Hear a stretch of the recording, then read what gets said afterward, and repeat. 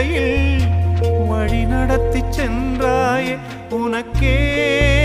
ஓர் தொட்டில் கட்டி நானே தாயாய் மாறிட வேண்டும்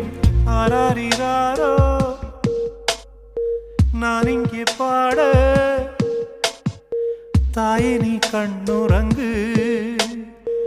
என்னோட மடி சாய்ந்து